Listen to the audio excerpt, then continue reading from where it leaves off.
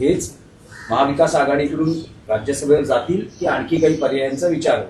शिवसेनेची भूमिका काय आहे? एक लक्षात घ्या, महाविकास आघाडी म्हणून जर ही जागा आम्ही लढणार असं ठरलं तर महाविकास आघाडीचे तिन्ही पक्ष एकत्र बसतील. याच्यामध्ये फक्त राज्यसभेचा विषय नाही, विधान परिषदेच्या निवडणुका सुद्धा याच्यामध्ये आहेत. त्याच्यामुळे विधान परिषदा कोणी घ्यायच्या, मग राज्यसभेच्या एका जागेवर कोणी जायचं, त्या बदल्यात इतर पक्ष काय घेऊ शकतात, याच्यावर चर्चा होईल. आणि ती चर्चा फार लांबणार नाही. चंद्रपूरप्रमाणे निकाल लागेल आणि चर्चा सुरू आहे. जागा एकच आहे आणि महाविकास आघाडी 3 प्रमुख पक्ष आहेत आणि तिन्ही पक्षाचे लोक निवृत्त होत आहेत.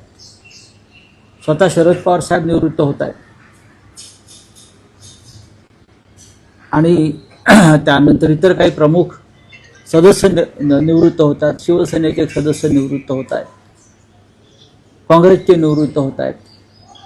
अशा वेळेला तिन्ही पक्षाच्या लोकांनी एकत्र बसून राज्यसभा आणि विधान परिषद या संदर्भात निर्णय आणि वाटप हे तात्काळ पूर्ण करावे लागेल आणि त्याची प्रक्रिया आता सुरू होईल. पण काँग्रेस पाठिंबा देईल का? म्हणजे शरद पवारांच्या नावाला पाठिंबा देईल का? कारण असं आहे की विलिनीकरणाच्या चर्चा बघा, विलिनीकरणाच्या फक्त चर्चा असतात.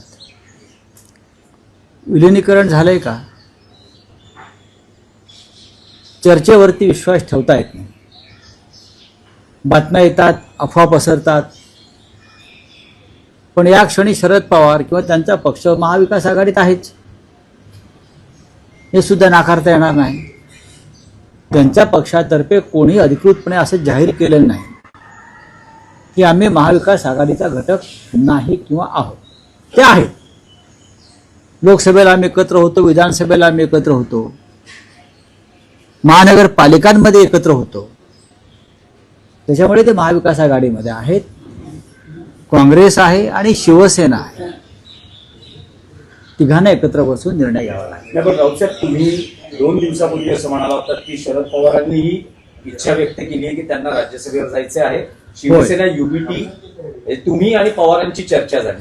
तुम्ही माननीय शरद पवार साहेबांशी जेव्हा माझी चर्चा झाली तेव्हा त्यांनी आपली भूमिका आणि इच्छा व्यक्त केली, होय मी राज्यसभेत जाणार आहे, म्हणजे मी उमेदवार आहे, हे त्यांनी माझ्याकडे ती भूमिका व्यक्त केली, इच्छा व्यक्त केली की